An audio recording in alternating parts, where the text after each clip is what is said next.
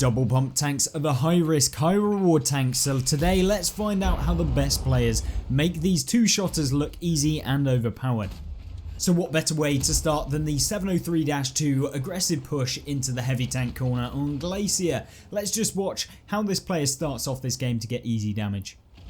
Now the best way to play these tanks is to let the enemy tanks push you, because when you have the double shot you can either A, pump them with both at the same time to finish off low health targets, or B, use the single shotgun to be able to pull off one shot and then use the increased DPM of using these tanks as single shotters to be able to finish off some of the targets that you'll be facing, and of course really threaten them into poor situations, like for example this AMX here, who's about to find out who the daddy of this game is going to be, and with an incredible result like this you can see he's able to wait for the second shot to fully reload, pumps one into the lurver. He's now got one in his arsenal for him to be able to deal a shot of damage. He's waiting now for 3 seconds, he's got 2 seconds, bringing that timer down, waiting to get fully round the side of this guy. Unfortunately doesn't manage to wait just that long enough to finish this guy off, but he does go with that shot here, chases down the lurver, who's of course trying to run away, and with this sort of tank and the reload that now he has with this vehicle, yeah, you've got to kind of face hug, and when you have the armor that these tanks do have, you can make the armor work, but you need to really pay attention to what you're doing to make it fully worth your time. This situation certainly isn't the best with 3 tanks surrounding him, but he's going to be able to use his knowledge to bring home the victory, or at least hopefully bring home the victory. Now one of the most dangerous things about this tank is that if opponents just let you reload both your shells, you can then deal an extra bit of damage when you do come to face them after that period of time. But of course if you are facing off against some of these tanks, you want to make sure to go after them when you know that they fired both of their shells, as they'll have reduced DPM and they'll also have to be dealing with you. Now he does go for a shot here, probably presuming that he needs to get one into this guy and then try and kind of use his armor to avoid taking any shells. Now the 703-2 finds the lower plate of the STRV here, but rather than trying to double pump, which could potentially lead to 1 or 2 shells missing, he decides to go for the single shot, which gives him the opportunity to reload again within a very short period of time, poke the STRV again, and now he is in a really good place because he's not taken a single shot of damage, and he finishes this guy off with the next shell loaded up. And with a really nice play here, he's finished off this flank, and that allows him to reload both shells in the next upcoming moments, with only the UDES potentially being the problem over on this flank. Now watch what he does here. He doesn't just try and defend the cap circle. What he does is he relocates over to this location, and that allows him to get a free shot onto the Caliban. Something you always need to be doing, and making sure that you can find these weird angles with these tanks to be able to get that one shot of damage in, and then you can use that increased DPM to hopefully deal a bit of damage to these guys. Now the Caliban's going to really struggle here unless of course he can get the lower plate shot on to this vehicle, or alternatively if he does go for the cupola weak point, as often you can pen above into the top plates of these Soviet vehicles, and of course the cupolas as well. But what he does here, the really smart thing to do, is make sure that he reloads both of his shells.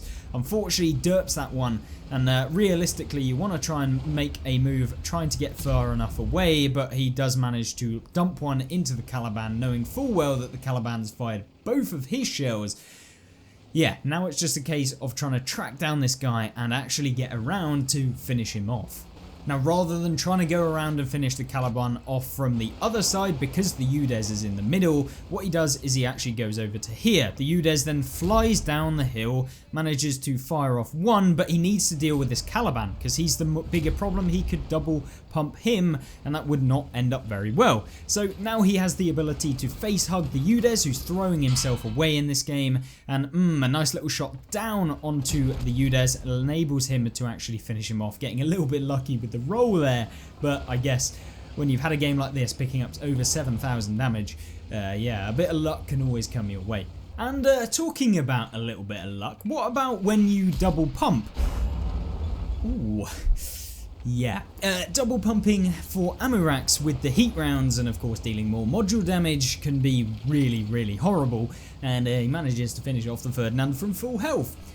Great wargaming logic there, RNG coming in clutch. Now, even with the luck that he's had in this game, just watch how he doesn't think that it's going to happen all of the time and makes these safe plays to be able to progress towards the last two tanks, who are, of course, going to be very difficult for him to dig out since they're both tank destroyers. So what does he do right here? Well, of course, he tries to go out and find out where this AMX is. He manages to plop one into him using those heat rounds, which are very, very nice. Unfortunately, bounces the next one. Should have gone for the cupola of the AMX, but in a clutch situation like this where you picked up 9k in a tier 8, yeah, I'd probably be crapping myself as well. And then the Cannonen comes around the corner, he plops one straight into him as well, who gets subsequently finished off by the Ferdinand, and it's just one tank left alive on that 1 HP. Can he finish him off? No, he can't. He gets taken out. The AMX, you little rat. And with that extraordinary double pump gameplay in the first action, I'm going to ask you to do a double pump for me, which is to like the video and, of course, if you aren't already, subscribe to the channel. But more importantly, let's see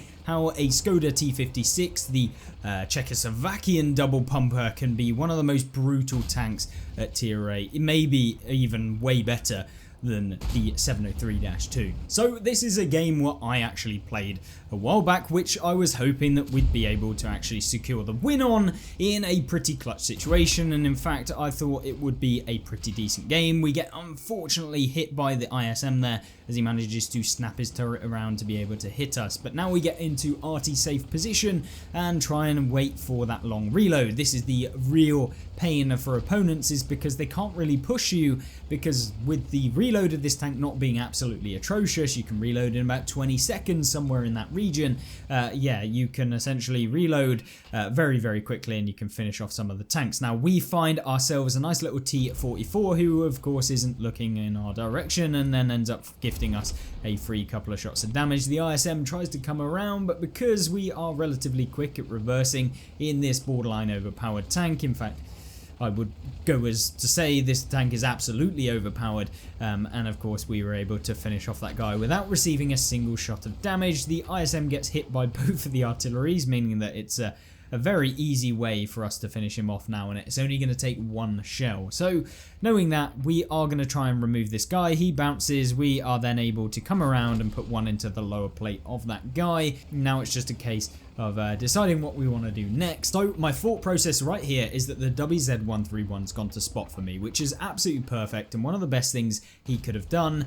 And essentially what we're doing here is just supporting him with his kind of torrent of trying to spot the enemy team. Now we've only got one in the shell, which one in the magazine, and that means that we are going to have to make this work, because the WZ131 hopefully won't get spotted by the enemy tank, but if they do, it could be a little bit painful for him, as yeah, when you get spotted over there and when you're surrounded by enemy tanks, it can be a little bit sad. But the WZ does actually manage to spot the KV-1S, and then we manage to pump him for 486. This tank having that disgusting 460 alpha damage, which you can have 2 shells, and double pumping for 920 damage, which at tier 8, I mean, it's one of the highest alpha damage tanks if you consider both of the shells at the same time that you can find at this tier, which is what makes it so outrageously overpowered, and that it is just blatantly better than the tech tree version. Now we hit the A44 here. We'd have to high roll this guy if we wanted to be able to finish him off, which RNG says yes, and then we can now get into a nice position. But the STRV on the enemy team is able to hit us here. We needed to finish that guy off because we didn't want him to go undetected somewhere in the bush. But now we are in a 1 versus 6 situation. Let's see if we can attempt to win this game, given that we are on only 664 hit points, and more importantly the artillery's been taken out, which could be the biggest pain in my backside. So the biggest threat for me in this game is if they come up from behind at once. So we want to make sure that we are there to spot the enemy tanks instantly, remove them from the game, and then make sure that we're facing the opponent that we need to. So we instantly go over, we finish off the Achilles, someone gets in the cap, it's probably the light tank in the setter, and then we go over to this flank to see if we can spot anything that might be thinking that they're going to come up and surprise us from behind. Now, unfortunately, at least for the Rudy, it's me, and I'm able to spot him, and then he falls down, which is good. It gives us a little bit more time to try and make a play. The KV-1S is out in the open, and yeah, I mean, tier 6 against the tier 8 with 460 alpha and pretty good penetration. it's not looking good for him. So rather than hold on to that one shell that we would have had in the mag, I take a reload. One of the biggest things that you need to get used to with these tanks is making sure that you are using your tank in the best way possible. So whether that be in a tank like this where you have to take the full reload, or alternatively if you're playing in the double-barreled Soviet vehicles where you do have to wait sometimes to get that extra shell reloaded, and then you can use both of those shells to deal damage. Now at this point what I'm doing is pushing down. Now I need to get rid of the Rudy because I don't want to lose to Cap. I want to try and win this game. By coming down here we can hopefully get a shell onto the Rudy. We get one. Can we get another into him? Can we finish him off?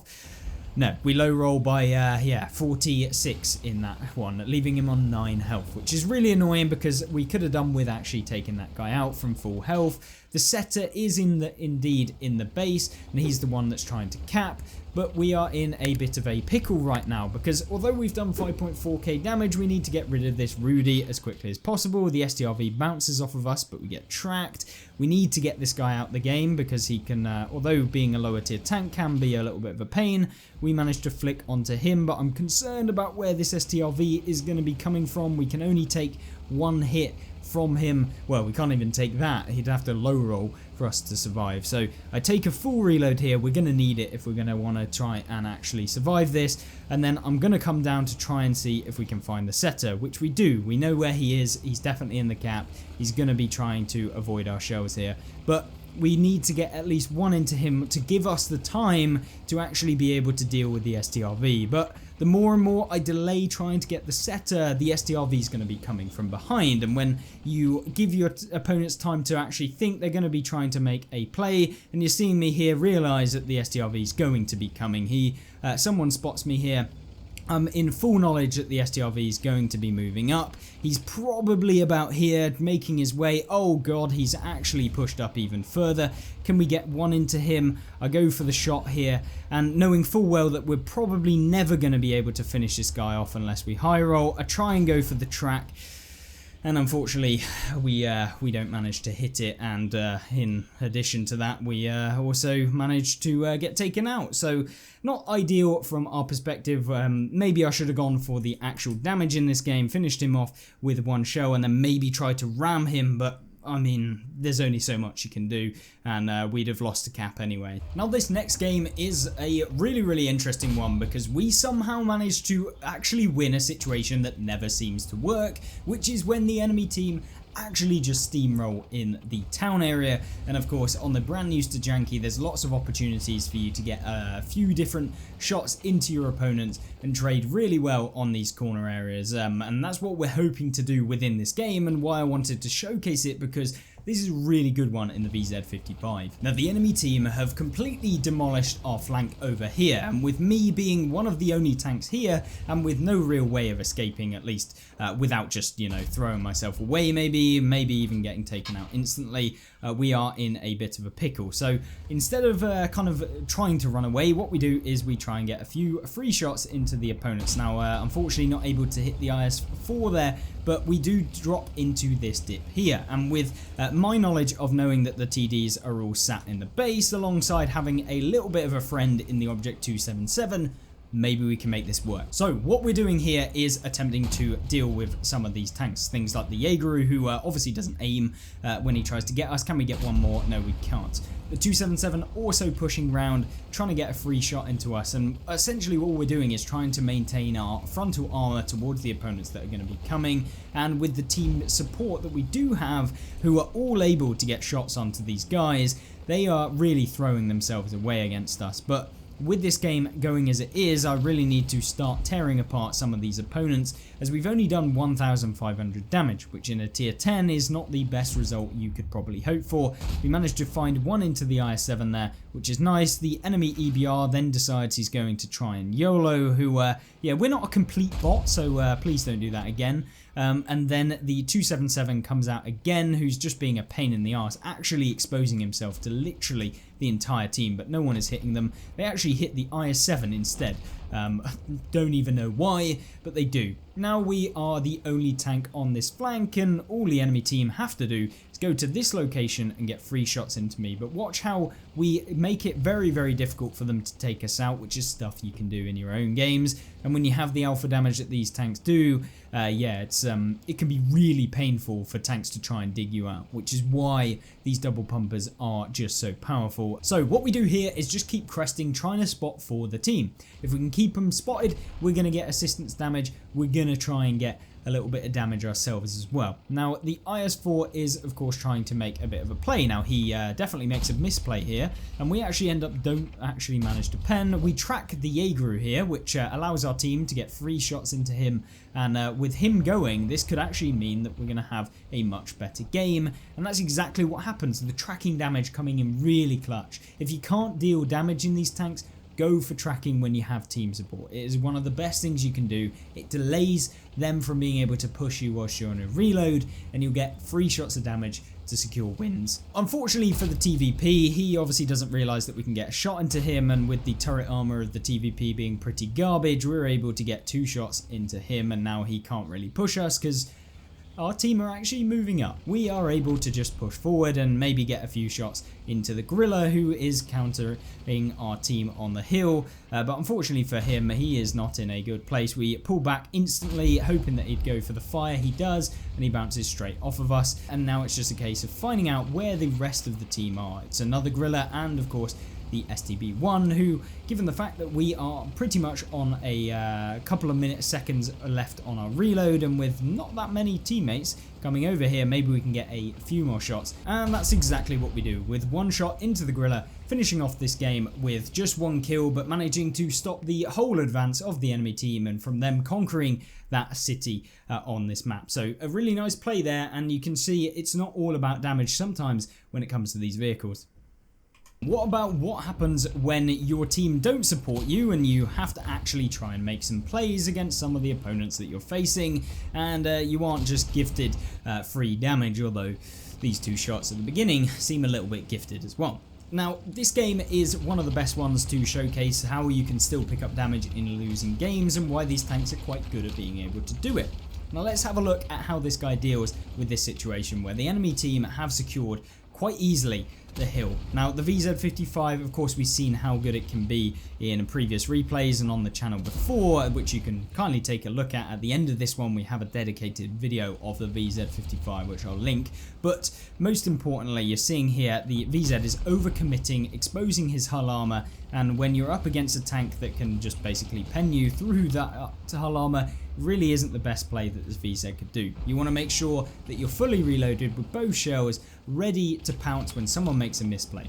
Now, what has happened here so far? Well, he's dealt 2,000 damage quite easily, just securing that kind of slow gameplay at the beginning, which these tanks favour, to be able to maintain the hit points, because you're going to need them as this game goes on. With the T55A coming round, firing HE for some unbeknownst reason, and the VZ also thinking he's funny. Oh, for God's sake, he only manages to hit him for 364. Yeah, lovely little low roll there. But with that being said, he's taken 1 hit, dealt 2.7k damage, and starting to get a grip of this flank entirely. And it's all been just from being very, very good at just basically trading with opponents. And the enemy Shah is thinking that he's a Giga Chad, and unfortunately for him, he's about to get found out. Instantly removed a ton of hit points from that guy, and he's back in the garage much quicker than he probably should have done in a tank like that in this sort of matchup. Now then, this situation is not good, but RNG comes in clutch here with that shell against the AMX. Now, unfortunately for the IS-3, he is a 1-shot for the enemy team, but can he get one into the T49, which he does. But how is he going to be able to still deal damage when you've only got a couple hundred hit points in a tank that you really have to be able to trade with and maybe use some of that armor to ruffle stomp some of the opponents? Well, let's see how he does it. So he finishes off the T49 there. Nice little one into the side of him. He saw that he was actually aiming at his teammate in the 57 Heavy, and maybe he can support the 57 Heavy with that shell. He finishes off the T55A, but now realizing that there's a full health E100, he waits to be fully reloaded before cresting round. Rheinmetall Panzerwagen actually gets one into him, And the E100 obviously not aiming 100%, the Panzerwagen not realizing that he has actually got one left. He is now in a dire situation against an E100 who's advancing towards him. But as you should always do in these tanks when you're reloading, is to do a delayed retreat where you keep your armor frontal to your opponents whilst also being able to provide some bit of cover between you and them, and then that allows you to save up a shell or two to be able to deal damage. The E100, I don't know what he was doing. He's obviously a donator in this game, and he actually tries to throw away some of those hit points. The IS-3-2 could have potentially reloaded that last shell. He was literally 0.1 of a second away, and it could have given him an extra shell of damage to deal to this guy. But of course, the E100 wasn't looking like he was the best of players. And of course, he's going to hope to bounce one from this guy, or at least farm up the rest of the hit points. And all he does here is just play it correctly, tracking the opponent, delaying that engagement. The Cobra, not the tank you want to see. The Hesh spammer there. And of course, now the E100 still making his move. The enemy team are in the cap. They're going to try and YOLO him, but you saw just how much damage he got extra in this game here. Finishes off the Cobra, which is funny, allows him an extra 5 seconds to get a bit more damage, and there you go. Gets one more into the E100. So just a really, really good showcase of how you can deal damage in horrible results where the enemy team just still ruffle stomp your team and you're just clawing for that damage. If you enjoyed, like the video and check out this one on screen now.